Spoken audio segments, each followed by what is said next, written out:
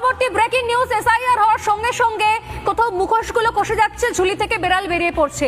পরবর্তী খবর আসছে ক্যানিং থেকে। ক্যানিং এ বিএলওর পদে শাসক দলের বুথ সভাপতি। কে অবাক? এইভাবেই চলে যাক আর কি, এমনি করে যায় যদি দিন যাক না, আর কি করা যায়।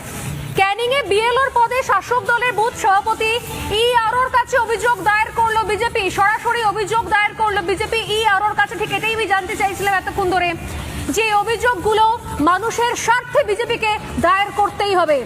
বাসরার 50 নম্বর বুথে বিএলও কে নিয়ে বিতর্ক। বাসরার 50 নম্বর বুথের বিএলও তৃণমূলের বুথ সভাপতি। আমি এই তৃণমূলের বুথ সভাপতির নামও জানতে চাই। আমি টিমকে বলবো অবিলম্বে বুথ সভাপতির নাম বার করো। ঠিক যেরকম আমি দেখলাম তুফানগঞ্জের নাম হচ্ছে আসার আলী, তিনি বাড়ি থেকে বসেই ফর্ম বিলি শুরু করে দিয়েছেন।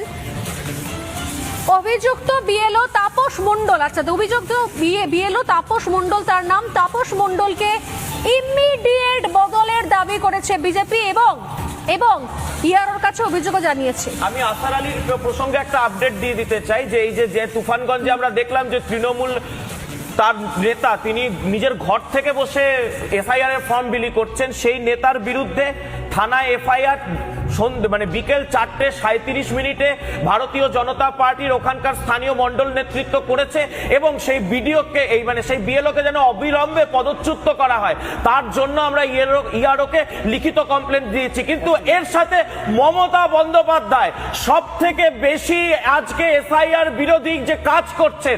আজকে ভারতবর্ষের যে 1950 সালের জনপ্রতিনিধিত্ব আইন, সেই আইনে